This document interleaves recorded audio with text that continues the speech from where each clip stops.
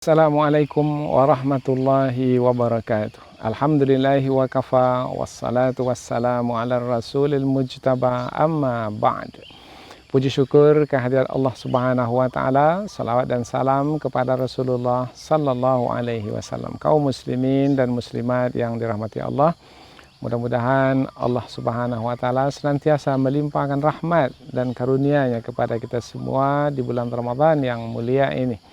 Mudah-mudahan dengan kemuliaan Ramadan, iman kita terus bertambah. Dengan kemuliaan Ramadan, keyakinan kita semakin teguh. Dan mudah-mudahan insya Allah kita akan mendapatkan keberkahan dan keistimewaan.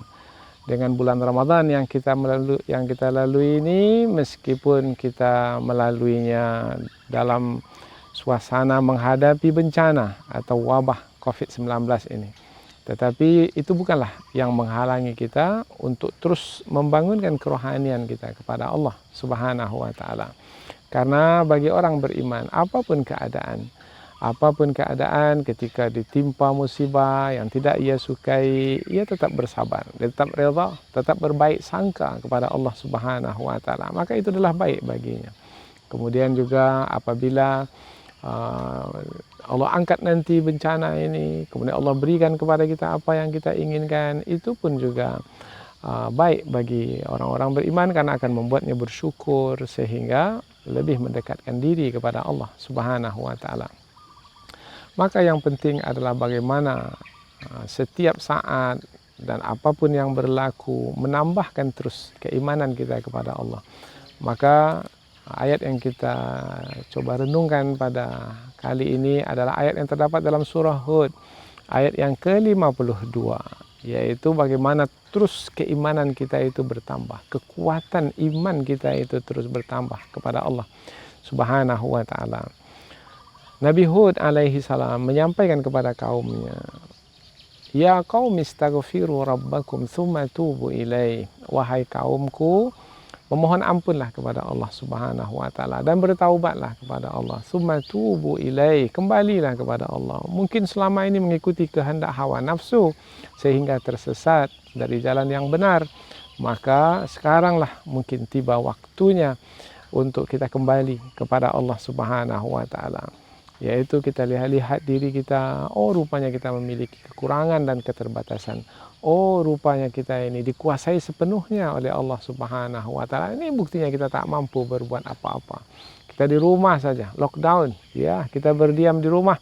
Inilah waktu yang sesuai untuk kita melihat diri kita, sehingga mudah-mudahan kita juga dapat melihat Allah Subhanahu wa ta'ala melalui tanda kekuasaan yang ada di hadapan mata kita ini.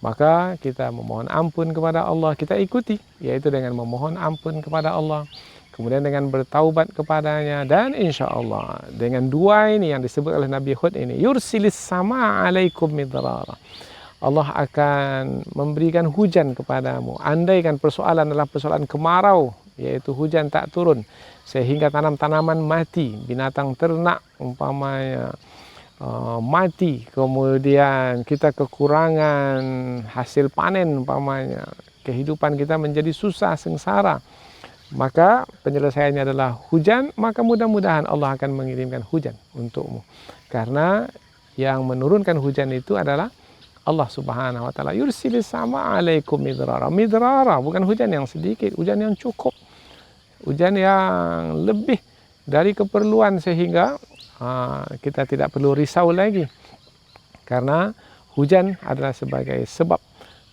rezeki, yaitu tanam-tanaman tumbuh, binatang ternak dapat minum, kita pun menjadi tercukupi semua keperluan kita. Yursilis sama alaikum midrara wa yazidkum quwwatan ila quwwatikum, Allah akan tambahkan lagi kekuatan ke atas kekuatan yang sudah ada padamu.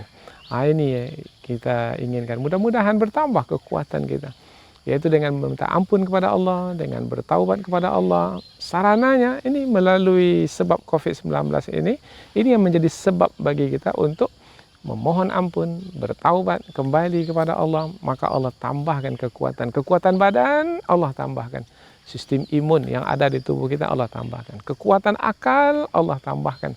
Semakin cerdas kita memahami hidup yang kita lalui ini. kekuatan iman Allah tambahkan, sehingga semakin hebat tauhid kita kepada Allah. Wa yazidkum quwwatan ila quwwatikum. Dan inilah sebenarnya yang kita cari dalam hidup, yaitu bagaimana terus kita terpenuhi semua keperluan hidup kita, kemudian bagaimana terus kita senantiasa mendapatkan tambahan kekuatan dari Allah Subhanahu wa taala. Kemudian ujung ayat Allah memperingatkan wala tatawallau mujrimin, seperti mana juga yang diperingatkan oleh Nabi Hud alaihissalam kepada kaumnya. Dan ayat ini diturunkan kepada Rasulullah dan kepada kita pada hari ini, jangan berpaling dengan berbuat dosa. Wala tatawallau mujrimin, jangan berpaling dengan berbuat dosa, yaitu dengan melakukan pelanggaran, yaitu dengan melakukan kemaksiatan, yaitu yang dicegah, yang dilarang oleh Allah, itu pula yang kita kerjakan. Itu namanya adalah mujrim, melakukan kejahatan, kemaksiatan. Maka itu adalah buruk dan tercela. Mudah-mudahan kita tidak akan berpaling, karena itu yang akan membawa kita kepada kegagalan dalam menjalani hidup ini. Mudah-mudahan insya Allah dengan tazkirah ringkas ini ada manfaatnya insya Allah. Subhanakallahumma wa bihamdika asyhadu an la ilaha illa anta wa astaghfiruka wa atubu ilaihi. Wassalamualaikum warahmatullahi wabarakatuh.